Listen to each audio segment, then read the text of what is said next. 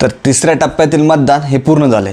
काल तिसऱ्या टप्प्यातील मतदान हे पूर्ण झाले। अतिशय कमी प्रमाणात मतदान झालेले, म्हणजे 2019च्या प्रमाणात जर आपण टक्केवारी पाहिली तर यावेळेस अत्यंत कमी प्रमाणात मतदान झालेले। तिसऱ्या टप्प्यामध्ये एकूण 11 जागेसाठी मतदान झाले। ते जर आपण बघितलं तर बारामती, सातारा, सिंधुदुर्ग अशा बऱ्याच ठिकाणी झाले। नावे भरपूर आहेत, पण संपूर्ण जर बघितलं महाराष्ट्रामध्ये तर टोटल झालेलं 61.44% मतदान, अत्यंत कमी। म्हणजे मागच्या जर आपण बघितलं, मागे जर आपण तुलना केली तर मागच्या 2019च्या तुलनेमध्ये पण फार कमी प्रमाणात झालेले। मग तो पहिला टप्पा असू द्या, दुसरा टप्पा असू द्या किंवा तिसरा टप्पा, अत्यंत कमी प्रमाणात मतदान झालेले।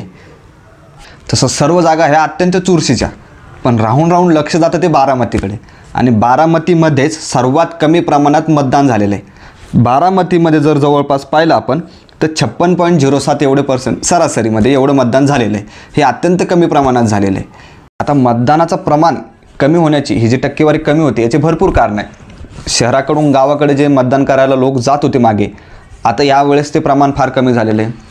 उन्हाचं कारण देण्यात आलेलं आहे, म्हणजे भरपूर जनता ही उन्हाचं कारणसुद्धा देते, त्यामुळे त्यांना त्रास होतो आहे। पण एक दिवस देशासाठी मतदान करणं किंवा तो त्रास सहन करणं हे आपल्यासाठीच आवश्यक आहे। त्यामुळे मतदान करणं, परत सांगावं लागतं आहे की मतदान करणं हे अत्यंत आवश्यक आहे। अशा प्रकारे तिसऱ्या टप्प्यातील मतदान प्रक्रिया पूर्ण झालेली।